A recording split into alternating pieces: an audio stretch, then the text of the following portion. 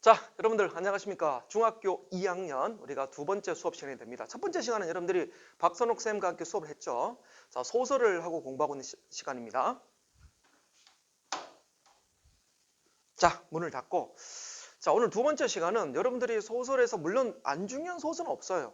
지금 하고 있는 이 모든 작품들이 여러분들이 나중에 다 적용할 수 있는 작품들입니다. 그러니까 우리가 평상시에 지금 내신 수업이 아니니까 언어 수업이니까 평상시 작품에 대해서 많이 알아두는 건 매우 중요한 겁니다. 그죠? 나중에 여러분들 고등학교 진학한다 하더라도 지금 배웠던 이 모든 작품들이 그대로 시험에 적용될 수 있을 정도로 중요한 작품만 하고 있죠. 자, 근데 특히 오늘 하는 이 제가 수업 맡은 양반전은 여러분들이 단순하게 그냥 내신 대비 그냥 언어 수업에만 도움이 되는 것뿐만 이상의 의미를 갖고 있어요. 왜냐하면 원래 유명한 작품인데다가 중요한 작품인데다가 더군다나 여러분들 중학교 2학년 교과서에 실려 있다는 거예요. 쉽게 말하면 뭐죠? 내신 작품과 연동된다는 겁니다.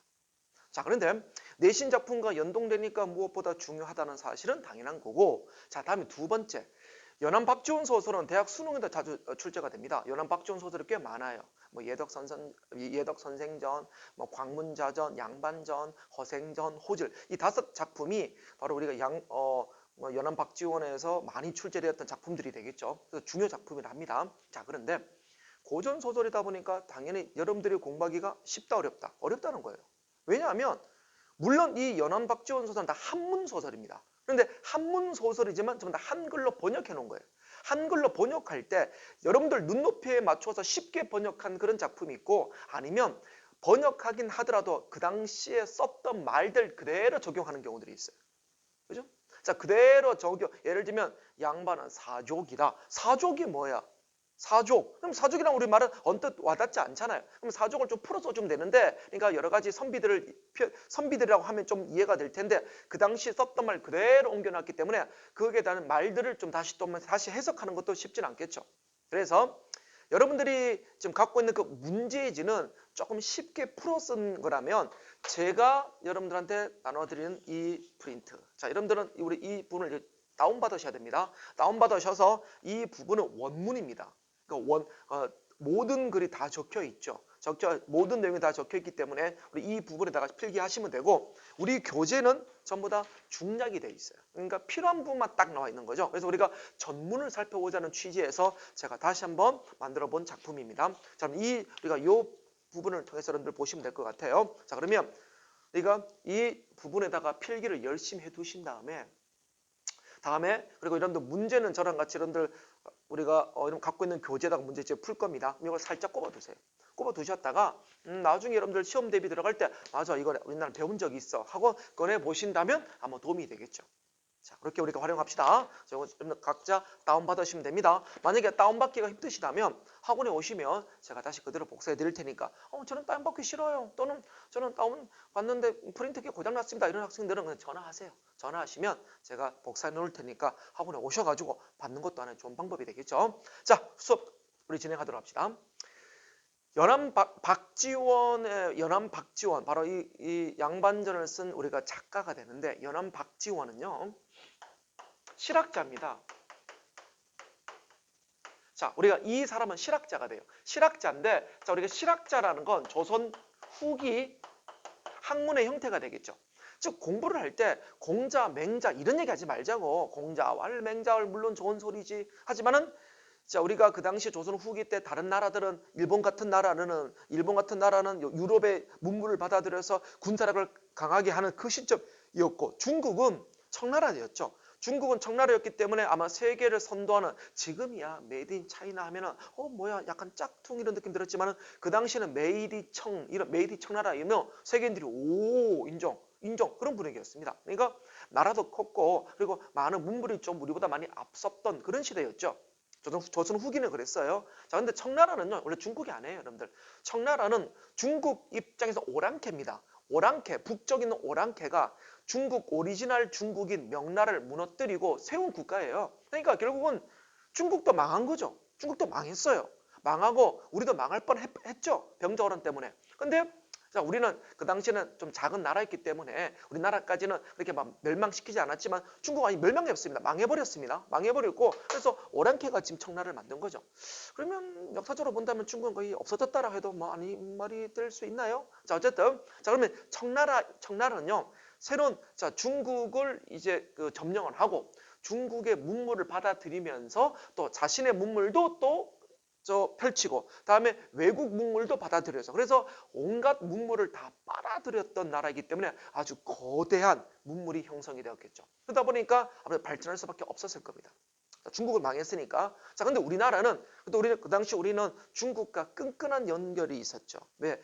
우리 임진왜란 때 우리를 도와줬잖아요. 10만 대군을 빌려줬잖아요. 그래서 우리가 일본을 무찌르는데 큰 도움이 되었던 것도 바로 명나라가 도움을 준 겁니다. 그래서 우리는 명나라에 대한 은혜를 갖고 있어. 우리는 또 우리나라 사람들은 한번 은혜를 주면 영원히 우리는 안 잊어먹잖아요. 그죠? 자, 그래서 우리는 명나라에 대한 은혜를 갖고 있는데 근데 명나라를 무너뜨리고 저 오랑캐인 청나라가 와서 명나라를 무너뜨리고 청나라를 세워버렸잖아요. 그럼 우리 청나라에 대한 어떤 감정이 좋을 수 있겠습니까? 당연히 좋지는 않겠죠. 그래서 그 당시 사상 중에 숭명배청 사상이 있습니다.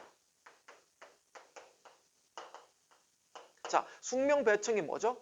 명나라, 중국 명나라를 숭상하고 오랑캐인 청나라를 배척하겠다 이 말이죠. 그러니까 우리가 명나라를 좋아하지 청나라는 싫어 이거죠.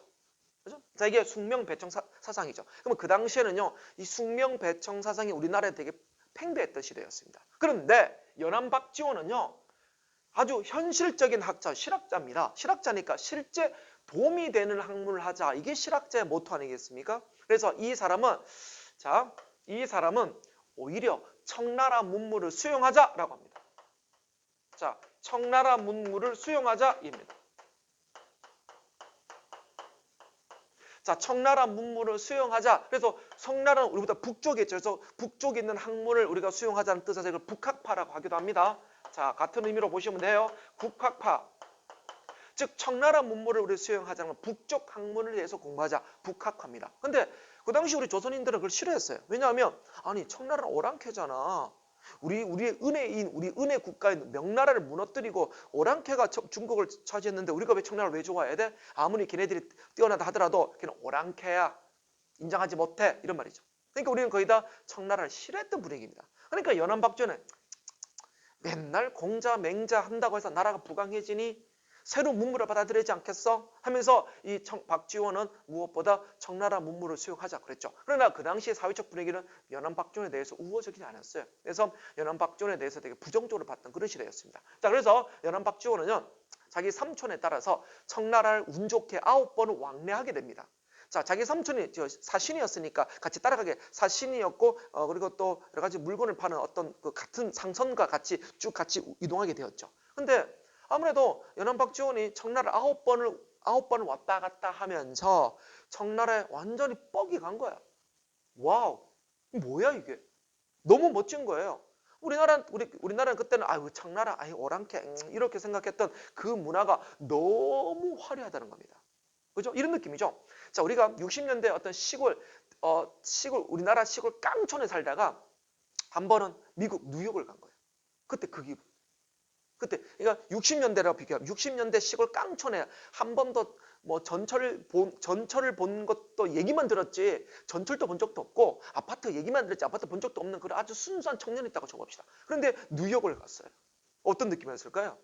너무 놀랍지 않았을 겁니까? 딱 그 느낌이었어요. 연안박지원은 그게 너무 놀란 나머지 9번을 왕래하게 됩니다. 9번을 왕래하면서 쓴 일기가 열하일기예요.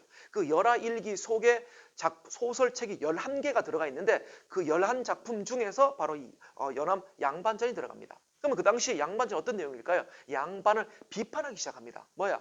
맨날 저 양반 놈들이 공자월 맹자월 이딴 얘기만 하니까 우리는 이렇게 뒤처지는 거 아니겠어? 저 최신식 문물 받아들여야지. 정신 차려 이 양반 놈들아 라는 의도로 쓴 책들이 많았겠죠. 우리가 지금 공부하는 이 양반전도 그 의도로 쓴 교재입니다.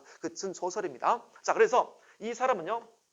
자, 그러면 북학파, 청나라 문물을 수용하자는 것과 함께 실제 도움이 되는 걸 하자. 이걸 실사구시학파라 그래요. 실사구시학파라고 하기도 합니다. 이 말은요. 백성에게 도움이 되는 공부를 하자. 백성에게 도움이 되는 학문을 수용하자라는 의미입니다. 그래서 북학파 중에서도 또 실사구시학파가 되겠죠. 자, 다음에 세 번째. 연안박지원이 쓴 열하일기에는 열하일기 중에 소설이 11편이 있습니다. 이 열하일기 안에는 뭐죠? 바로 중국 청나라 문물을 받아들이자는 내용이 들어가 있고 양반을 비판하는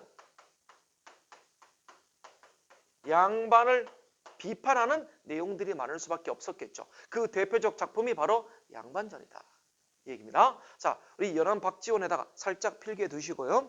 여러분들 뭐 제가 나눠드렸던 프린트 제일 위에 박지원 이름 위에다가 살짝 필기해 두시면 좋을 것 같습니다. 자, 필기 다 하셨나요? 오케이. 자, 저 보지 마시고 여러분들 이제부터 책 좀 보세요. 자, 여러분들 소설은 여러분들 공부하기 전에 먼저 해야 될 거는 저랑 같이 따라 읽는 거 되게 중요해요. 하지만 중요한 거 먼저 읽어보셔야 돼요. 작품을 먼저 파악하셔야지. 읽어보신 다음에 와 이런 내용이구나. 안 다음에 이게 무슨 말이지? 하고 모르는 단어는 줄을 딱 쳐두세요. 그러면 저랑 같이 읽어나가면서 아 그게 그 뜻이구나 라고 하시면 됩니다. 그리고 제가 여기는 모든 단어를 다 공부하는 얘기는 안 해요. 제가 중요하다는 거 10분만 알아두시고 나머지는 그냥 들을 때마다 그런 뜻이구나 하고 넘어가시면 됩니다. 어차피 근데 시험 문제 나올 때는요. 어려운 단어 시험 문제 출제되진 않아요. 근데 최대한 제가 전문을 보겠고 원문을 보겠다는 욕심에 좀 어려운 거를 선택한 겁니다. 자, 됐습니까? 그럼 같이 한번 보도록 할게요, 여러분들. 자, 같이 봅시다. 자, 여러분들 이제 저 보지 마시고 책을 보셔야죠. 자, 프린트를 보겠습니다. 일단 양반이란 사족을 높여 부르는 말이다. 사족은 뭐냐면 바로 어떤 양반의 자손들, 높은 집안. 자, 양반이 높은 집안 또는 그 자손들을 우리가 사족이라 그래요. 그러니까 선비의 족속들 이 말이죠. 그죠? 사족을 높여 부르는 말이다. 정선고을에 한 양반이 있었는데 라고 돼 있죠. 자, 정선고을에 그 양반이 있었는데 제가 여러분들 자 이렇게 합시다. 네모치는 양반은 그 가난한 양반을 얘기하는 겁니다. 무능력하고 가난한 양반을 얘기하는 거고 무능력한 가난한 양반을 얘기하는 겁니다. 자, 그렇게 좀 하고 세모는요. 세모 양반은 우리가 말하는 일반적 양반 있죠. 일반적 양반.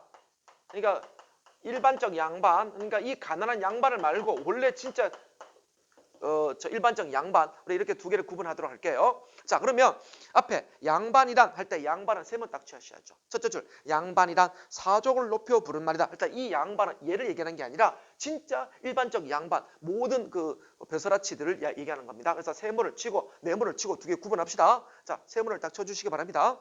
양반이란 사족을 높여 부른 말이다. 그럼 세모 딱 쳐놔야지. 왜? 일반 양반을 얘기하는 거니까. 그런데 정선고을에 한 양반이 있었는데 할 때 이 양반은 뭐라 쳐야 됩니까? 네모를 쳐야죠. 이제 가난하고 무능한 양반이 나옵니다. 네모 딱 쳐주시고. 양반이 있었는데 어질고 글 읽기를 좋아하였으므로 자 어질고 글 읽기를 너무 좋아했대요. 여러분들 어질고 글 읽기를 좋아했다 줄 쳐봅시다. 왜 중요할까요? 소설을 읽을 때 중요한 것 중에 하나가 뭐냐면 그 소설의 인물의 성격이나 심리를 직접적으로 제시하느냐 간접적으로 제시하느냐는 되게 중요해요. 서술자가 얘 착하죠. 얘 나쁜 놈입니다. 이렇게 직접 얘기하는 것은 직접적 제시이지만 행동으로 보여주는 거 있죠. 예를 들면 여기 500원짜리가 있네. 이 500원을 주인 500원을 주인 찾아줘야지. 아저씨 여기 500원 좀 주인 좀 찾아주세요. 경찰 아저씨라고 냈다면 그거는 뭐죠? 어떤 행동을 한 겁니까? 착한 행동을 했잖아요. 이 행동은 간접이에요? 직접이에요? 간접이죠. 그러면 행동은 간접이지만 이렇게 어질다라고 직접 말했기 때문에 뭐가 되는 겁니까? 성격의 직접적 제시가 되겠죠. 자, 이러면 직접적 제시냐 간접적 제시냐는 매우 중요한 포인트입니다. 자, 그 다음 어질고 글 읽기를 좋아했으므로 군수가 새로 도임하게 되면 다시 부임하게 되면 이 말이죠. 반드시 몸소 그의 오두막집에 가서 인사를 차렸다. 그러니까 비록 가난한 양반이지만 양볼의 양반이니까 그 고을에 사또가 부임하면 인사로 왔다는 겁니다. 이 마을 양반이시군요. 저 이번에 새로 부임받은 사또입니다. 이렇게 서로 인사했다는 겁니다. 그만큼 어느 정도 권한이 있다는 거였죠. 계속 보겠습니다. 그러나 집이 가난하여 해마다 관청에 환곡을 빌려 먹다 보니 해마다 그 빚이 1,000섬에 이르렀다. 한 섬은 한가마입니다. 그러니까 쌀 1,000석을 빌린 거예요. 그러니까 나랏돈을 축 먹은 겁니다. 그러니까 관청에 가서 저 양반인데 쌀 좀 빌려줘. 가을에 갚을게 하고 그렇게 빌린 쌀이 1,000석이에요. 쉽게 말하면 요즘 지금으로 말하면요. 구청에 가서 계속 돈을 빌린 겁니다. 구청에서. 그죠? 가난하다는 이유로. 근데 결국은 돈을 안 갚은 거죠. 자, 그럼 빡 돌죠. 뭡니다. 관찰사가 자, 우선 그러면 가볍게 줄 좀 치고 넘어갈까요? 해마다부터 우리 좀 줄 좀 쳐볼까요? 해마다 관청의 환곡을 빌려 먹다 보니 해마다 쌓여서 그 빚이 일천섬에 이르렀다. 줄칩니다. 자, 줄칩니다. 자, 뭐죠? 바로 무능한 양반에 대한 풍자죠. 자, 무능한 양반에 대한 풍자입니다. 그런데 풍자란 게 알죠? 풍자는 비판이란 뜻입니다. 자, 빗대어서 우리가 비판하는 걸 풍자라 그래요. 지금 비판하고 있는 겁니다. 아유, 능력 없는 놈이 돈만 계속 빌린 거죠? 그죠? 계속 보겠습니다. 관찰사가 고을을 순행하면서 환곡 출납을 조사해보고 크게 놓아요. 자, 이제 쭉 장부를 본 거야. 어떤 놈이 이렇게 많이 빌렸어! 하고 화가 난 거죠. 그래서 어떤 놈의 양반이 군량민을 축낸단 말이냐? 군량민 더군다나 군인들에게 먹이기 위한 중요한 쌀이죠. 얘는 전쟁에 났을 때 써먹는 건데 급하다고 가난한 사람들 빌려준 겁니다. 가난한 사람들한테. 그러니까 빨리빨리 갚아야 되는데 근데 계속 안 갚으니까 계속 축낼 수밖에 없는 거죠. 화가 났습니다. 그래서 하고서 양반을 잡아 가두라고 명했다 할 때 그 양반은 네모 쳐야죠. 바로 가난하고 무능한 양반을 얘기합니다. 네모. 그 양반이 가난하여 보상을 할 길이 없음을 내심 안타깝게 여겨 차마 가두지 못하였으나 즉 그래도 양반이니까 그 당시에 또 양반이면 그래도 약간 권력 힘이 있잖아. 그래서 비록 딱 보니까 아유 또 가난한 양반이야. 아유 돈도 갚을 능력도 없어. 근데 또 감옥에 넣어버리면 또 양반 체면은 또 누가 될 것 같고 그래서 이러지도 못하고 저러지도 못하고 있습니다. 그죠? 사또가 자 계속 볼게요. 그래서 그 역시도 어쩔 수 없는 일이었다. 양반이 어떻게 해야 할 줄 모르고 자 양반이 붙어 있는 줄 좀 쳐볼게요. 양반이 어떻게 해야 할 줄 모르고 밤낮으로 울기만 하고 있으니 줄칩니다. 자 이것도 마찬가지로 뭐죠? 무능한 양반 풍자죠. 무능한 양반을 풍자하고 있습니다. 갚을 길이 없어. 능력 없어. 능력 없어 왜 빌렸냐 이 말이죠. 차라리 책을 읽지 말고 열심히 일을 하든가 그러면 그죠? 요즘은 말하면 막노동이라고 일을 하더라도 먹여 살려야죠. 그죠? 자 계속 보겠습니다. 자 그래서 밤낮으로 울기만 하고 있으니 그의 아내가 몰아세우기를 자 아내 우리 한번 이거 아내는 중요한 인물입니다. 자 동그라미 쳐보죠. 아내는 어떤 말인지 한번 이걸 읽어봅시다. 아내가 말하기를 당신은 평소 그렇게 글을 잘 읽기를 좋아하더니만 글을 잘 읽지만 현관에게 환곡을 갚는 데는 아무 소용이 없구려 쯧쯧 양반이라니. 자 그다음 우리 줄 좀 쳐보죠. 한 푼짜리 못 되는 그놈의 양반 줄칩니다. 한 푼짜리로 못 되는 그놈의 양반 줄칩니다. 자 뭐죠?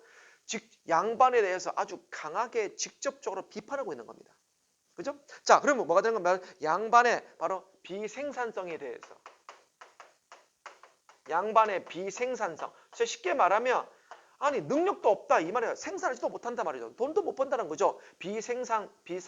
비생산성에 대한 강한 비판을 하고 있는 거죠. 그러면 자 보세요. 이 아내는 양반에 대해서 강하게 비판하고 있는 겁니다. 자기 남편인데 그 당시에는 이런 분위기가 있기가 힘들었겠죠. 왜냐 그러면 아내가 그 당시 분위기입니다. 어디 남편 하는 일이 되더라 이런 분위기 아니에요? 근데 그 당시에는 조선 후기니까 그런 게 어디 있어? 잠탄은 잠탄 거지. 아내는 비록 여자지만 막 화를 내는 겁니다. 그렇게 한 분짜리도 안 되는 그런 쉽게 말해볼게요. 이 병신 같은 남편 이런 얘기 아니겠습니까? 그러면 엄청 세게 비판한 거예요. 이 조선 후기니까 가능한 겁니다. 자 그러면 작가는 무능한 양반 편이겠어요? 아내 편이겠어요? 이 글을 쓴 작가는 당연히 작가는 아내 편이 되겠죠. 그러면 작가는 보통 주인공을 대변합니다만 여기서 아니겠죠. 아내가 바로 작가를 대변하는 인물이 되겠죠. 그래서 우리가 자 이러면 아내 다시 올라갑니다. 우리 아내 밑에다가 뭐죠? 바로 작가적 인물이라고 합시다. 즉 작가의 생각을 대변한다. 작가의 생각을 대변한다. 보여준다. 작가적 인물이라고 합니다. 그러면 작가가 자신의 마음을 대변하는 게 바로 아내가 됩니다. 양반이 아니라. 자 계속 보도록 하겠습니다. 그러니까 이제 양반이 아휴 내가 이 얘기까지 듣고 있어야 되냐 하고 화가 나겠죠. 전개 넘어가겠습니다. 그때 그 마을에 사는 부자가 식구들과 상의하기를 자 부자 동거답니다. 부자 동그라미. 그러면 이 부자는요, 돈이 많을 뿐이지 양반은 아니에요. 그 당시에 돈이 많다고 해서 최고가 아니라 직책이, 신분이 좋아야 돼. 물론 신분도 좋고 돈도 있어야 되겠죠. 근데 얘는 돈은 있는데 신분이 없어. 그러니까 항상 그게 더 고민이었거든. 왜냐면 돈이 많으면 뭐해? 조그만 양반한테 항상 머리를 조아려야 되는데, 아이고 나셨습니까? 이런, 아이고 오셨습니까? 내가 돈이 훨씬 많은데. 쉽게 말하면 나는 집에 뭐 최고급 아파트에 막 벤츠, 최고급 고급 차를 몰고 다니는데 아주 가난한 양반 놈이라는 꼬마가 와가지고, 야 너 내려와. 예, 너 차 좋은 차 샀다? 내가 좀 빌리 탈게. 이러면 찍지도 못했다는 거예요. 그러니까 얼마나 그게 억울해. 그러니까 에이, 나도 돈을 주고 사서라도 양반의 신분을 사고 싶은 겁니다.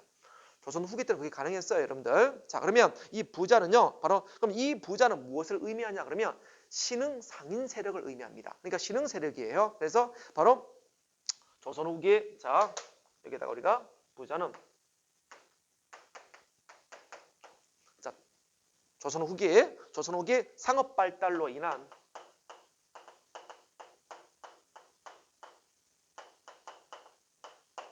자, 조선 후기 상업 발달로 인한 신흥 세력입니다. 자, 신흥 세력이고 바로 부유한 서민 계층이라고 보시면 되겠죠. 자, 부유한 서민 계층입니다. 양반은 계층이 아니에요. 그러니까 양반은 얼마나 부럽겠습니까? 계속 보죠. 그때 그 마을에 부자가 식구들과 상의하기를, 양반은 할 때 이 양반은 동그라미예요, 양반은 세모예요, 네모예요. 이 양반은 진짜 실제 양반이죠. 그러니까 그 양반은 세모를 딱 치셔야죠. 그러니까 네모 양반과 세모 양반을 잘 구분하셔야 돼요. 세모 양반은 진짜 우리 양반들, 네모 양반은 이 가난한 양반을 얘기하는 겁니다. 서로 명칭을 달리, 똑같은 명칭이지만 달리 분류시켜놔야 됩니다. 세모 딱 쳐주시고, 양반은 세모, 아무리 가난해도 높고 귀하며 우리는 아무리 잘 살아도 늘 낮고 천하고. 그럼 저 보지 마시고 지금 책 같이 읽는 겁니다. 자, 책 보세요. 책 저 보지 마시고. 자, 늘 낮고 천하여 감히 말도 타지 못한다. 말도 못 타. 돈 많으면 뭐해? 말도 못 사요. 또한 양반을 보면부터 줄침되는데, 자, 줄 좀 쳐보세요. 양반을 보면 움츠러들어 숨도 제대로 못 쉬고 뜰 아래 엎드려 절해야 하며 코를 땅에 박고 무릎으로 기어가야 하니 우리는 이와 같은 욕을 보는 신세다. 딱 줄칩니다. 자, 보세요. 바로 이게 부자가 양반을 사려는 이유를 설명해주고 있잖아요.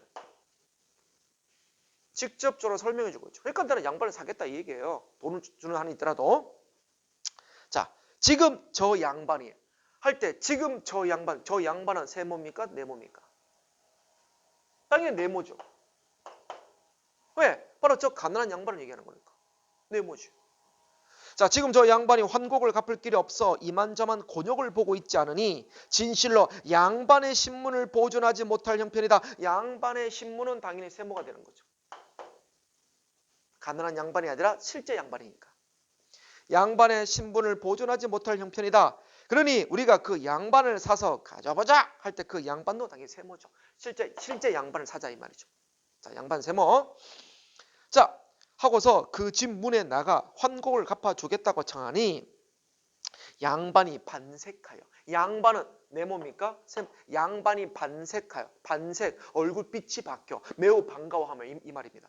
반색은 매우 반갑다는 뜻입니다. 그러면 아이고 이게 웬 떡이야?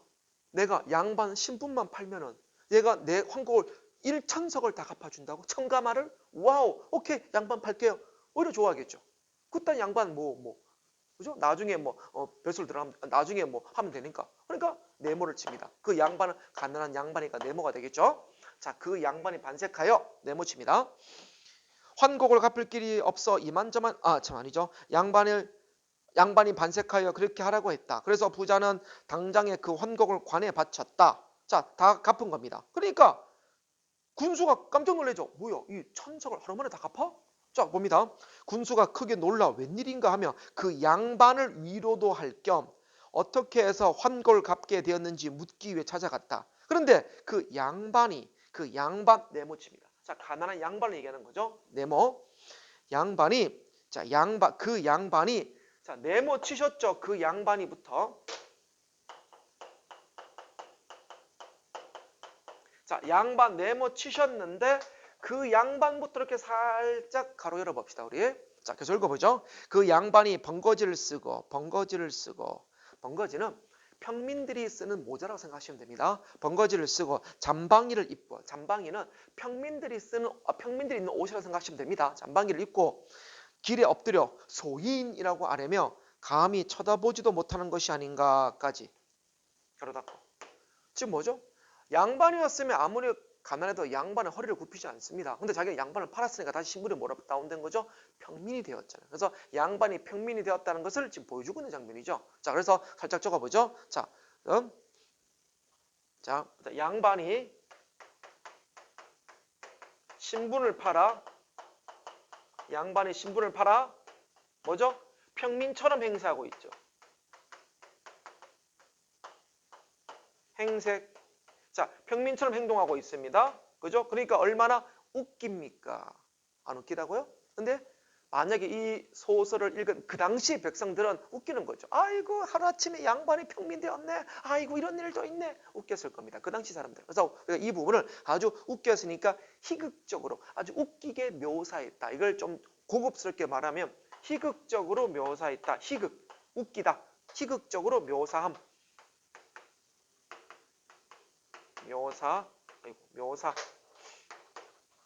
자, 계속 보겠습니다. 자, 그 다음에 이렇게 묘사를 했죠. 그 다음에 군수가 깜짝 놀라 내려가 붙들며 아니 그대는 왜 이렇게 자신을 낮추어 욕되게 하시오? 아니 왜 머리를 엎드리냐? 너 당신 양반인데? 하고 깜짝 놀랐죠. 그죠?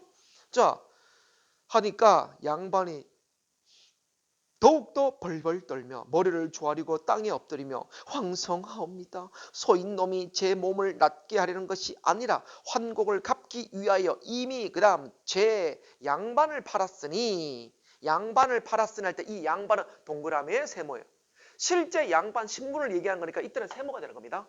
양반을 팔았다는 건 가난한 양반을 판 게 아니라 실제 자기 양반 실질적인 일반적 양반 신분을 팔았다는 거니까 세모가 되는 거예요.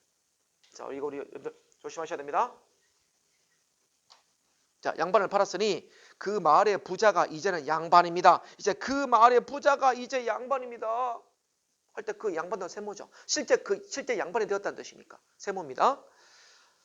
자, 소인이 어찌 예전의 칭호를 함부로 쓰면서 스스로 높은 척 하오리까? 저는 이제 높은 척 할 수 없어. 이제 양반이 아니기 때문에. 이 얘기죠. 그러니까 군수가 탐복하며 군자로다 부자여 양반이로다 부자여 줄칩니다. 군자로다 부자여 양반이로다 부자여 줄칩니다. 자, 뭐냐면 얘는 그 벼슬을 판 자기의 신분을 판 양반을 칭송하는 게 아니라 오히려 그 부자를 칭송하고 있는 거죠. 자, 간단히 적어보죠. 부자를 지금 칭송하고 있습니다. 왜? 양반이 되고 싶어하는 그 마음이 참 어질다는 거예요. 왜? 그만큼 평민보다 양반이 고귀하다는 걸 알고 있다는 뜻이잖아요. 그러니까 그만큼 양반이 좋다는 걸 알고 있으니까 역시 당신도 참 대단하다 하고 이제 부자를 칭송하고 있는 겁니다. 볼게요. 부자로서 인색하지 않은 것은 의요, 즉 의로운 행동이고 남의 어려운 일을 봐준 것은 인이다. 진짜 어진 행동이다. 이 말, 어질 인자, 어질다 이 말이죠. 비천한 것을 싫어하고 존귀한 것을 바라는 것은 지다, 즉 지혜다. 즉 비천한 것은 바로 평민 신분이고 존귀한 것은 바로 양반 신분입니다. 즉 평민 신분을 싫어하고 양반 신분을 추구하는 것 자체가 지혜로운 일이다, 지혜롭다 이 말입니다. 그러니까 지금 부자를 지금 칭송하고 있는 거예요. 자, 말들 좀 어려워지고 있죠. 자, 이 사람이야말로 참으로 양반이로고 할 때 양반 세모 진짜 양반이다 이 말이죠. 진짜 일반적인 양반이다 이 말. 이 부자가 양반 같다 이 얘기죠. 그죠? 자, 그 다음 계속 보겠습니다. 아무리 그렇지만 자, 아무리부터 좀 우리 살짝 좀 줄 좀 쳐보죠. 아무리 그렇지만 사적으로 주고받았을 뿐, 즉 사적으로 양반 살게, 양반 줄게 이러면 나중에 법적 문제가 생기잖아요. 그러니까 증서가 필요한 거죠. 개인적으로 왔다 갔다 하면 누가 알아줘. 다음날 아침에 이 못된 가난한 양반이 나 그거 판 적 없는데 이러면 어떻게 해요? 그러니까 증서가 필요하겠죠. 그래서 자, 증서를 쓰자라고 하죠. 역시 합리적인 사또예요. 자, 아무리 줄치라 그랬습니다. 아무리 그렇지만 사적으로 주고받았을 뿐 아무런 증서가 작성하지 않았으니 이는 소송의 빌미가 될 것이다. 줄치입니다. 자, 바로 매매 증서 작성 이유죠. 자, 매매 증서 작성 이유를 말해주고 있습니다. 뭐죠? 증서를 써야지. 증서 안 쓰면 나중에 소송에 걸리면 어떡할 거야. 역시 사또답죠. 그죠? 그러니까 사또가 대신 내 매매 증서를 써주겠다 이 말입니다. 자, 볼게요. 그러므로 나와 너는 고을 백성들을 불러 모아 그들을 증인으로 세우고 증서를 작성하여 믿게 하자. 군수인 나도 당연히 자수로 수결할 것이다. 자수로 수결이란 것은 즉 자수, 손으로서 수결, 사인, 즉 손으로 사인하겠다 이 말입니다.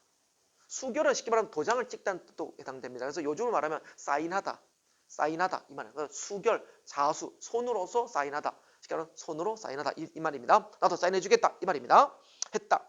자, 절정. 자, 이제부터 우리가 이 소설에서 이제 중요한 파트가 시작돼요. 말들도 어렵지만 중요한 파트입니다. 이제 자, 볼게요. 절정. 그리고 군수는 관사로 돌아와 고란의 사족 및 사족 아까 앞에 말씀드렸죠. 바로 양반 족속들과 함께 그 자손들, 양반 자손들까지 다 모은 겁니다. 사족 및 농부, 장인, 장사치들을 모조리 불러다 뜰 앞에 모두 모이게 하고서 부자를부터 여러분 줄쳐 볼게요. 부자를 향소 바른편에 앉히고, 향소는요, 그러니까 그 사또를 도와주는 우리가 이방 공방 있죠. 이방들. 그러니까 쉽게 말하면 지구로 말하면 행정을 도와주는 공무원들 보시면 됩니다. 부자를 향소 오른쪽 바른편에 앉히고 양반은 공용 아래에 서게 하고 줄칩니다. 보세요. 그러니까 부자를 자 여기 우리가 사또가 앉아 있으면 여기 향방들 쉽게 말하면 이방 공방하고 딱 이거 그 당시에 얘를 도와주는 공무원들이 딱 앉아 있겠죠. 그러면 여기는 양반 오른쪽에 턱에 탁 앉히고 그 다음에 공용 제일 신분이 낮은 공무원인 공용 아래쪽에 그 누굽니까? 양반을 앉게 했다. 그러면 왜 이런 구조를 한 거죠? 얘가 이제 양반이 신분이 저하됐으니까 이제 평민만큼 떨어진 거죠. 아래쪽에 앉힌 거고 이제 평민이었던 양반이 위쪽에 올라온 겁니다. 오른쪽에 딱 앉힌 거죠. 그죠? 오른쪽이니까 이쪽에 그죠? 다 앉힌 거죠. 그러니까 이제 거의 비슷한 수준을 올려준 거죠. 그 양반을 제일 아래쪽에 앉히고. 그러니까 신분제의 모습을 잘 표현해주고 있는 거죠. 그래서 이제다가 보겠습니다. 자, 그래서 여러분들 바로 신분에 따른 자리 배치라고 합시다.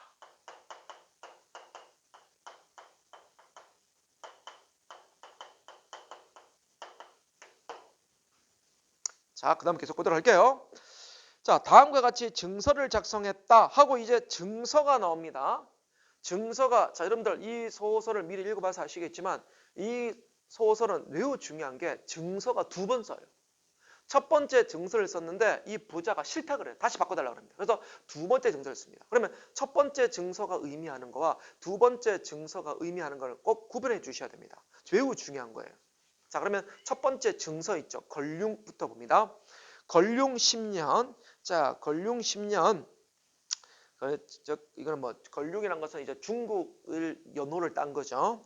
자, 우리는 영조 21년이죠. 조선 후기가 되겠죠. 걸륭 10년 9월 모일 위에 명문은 바로 증서입니다. 명문은 증서를 명문이라 그래요.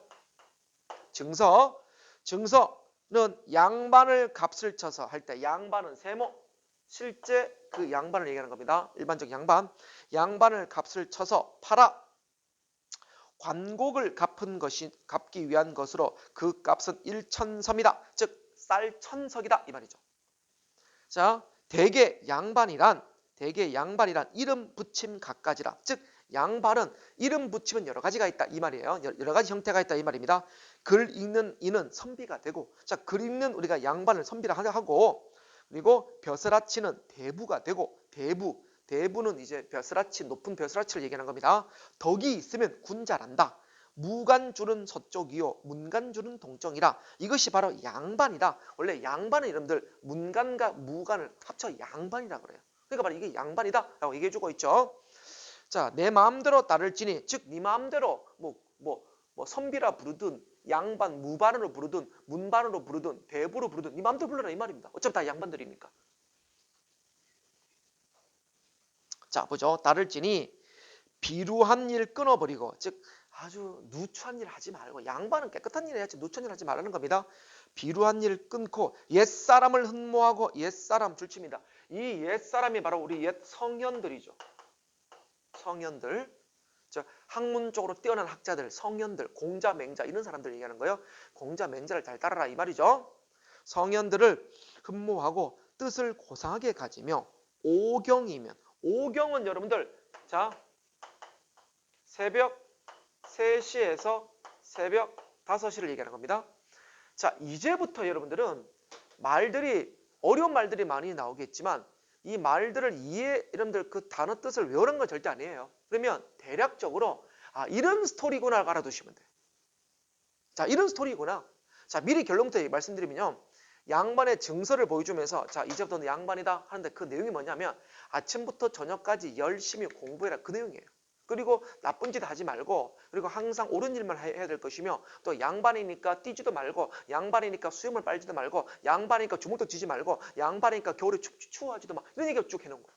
그러니까 이 부자가 듣다가 뭐야 나는 쌀을 1000석이나 주고 샀는데 무조건 뭐뭐 하지 마라 뭐뭐 하지 마라 에이 너무 싫은 거예요. 자기 아무 이득이 없는 거야. 싫다 그래요. 그래서 두 번째 증서를 씁니다. 그럼 이제 첫 번째 증서는 전부 다 양반한테 다 안 좋은 것들이구나 이렇게 이해하시면 되는 거지 한 줄 한 줄 한 줄 이해한다는 큰 의미는 없어요.